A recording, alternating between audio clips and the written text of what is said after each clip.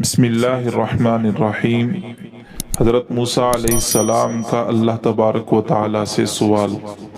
حضرت حسن بصری رحمۃ اللہ علیہ فرماتے ہیں کہ حضرت موسیٰ علیہ السلام نے اللہ تبارک و تعالی سے سوال کیا، پوچھا کہ اے اللہ تبارک و تعالی، تو بیمار کی مزاج پرسی یعنی عیادت کرنے پر کیا اجر دیتا ہے؟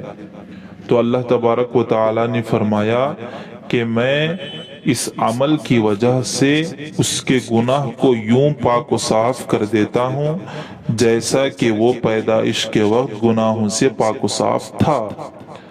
پھر موسیٰ علیہ السلام نے عرض کیا کہ اے اللہ تبارک و تعالی، تو جنازے کے ساتھ چلنے والوں کو کیا اجر عطا کرتا ہے، کیا ثواب دیتا ہے؟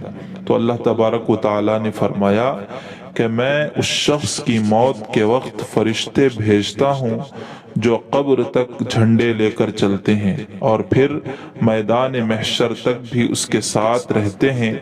عرض کیا گیا کہ یا اللہ، کسی مصیبت زدہ کی تسلی اور تعزیت میں کیا اجر ملتا ہے؟ تو اللہ تبارک و تعالی نے فرمایا میں اسے اپنے عرش کے سائے میں رکھوں گا جس دن کہ میرے عرش کے سائے کے سوا کوئی سایہ نہ ہوگا۔ السلام علیکم۔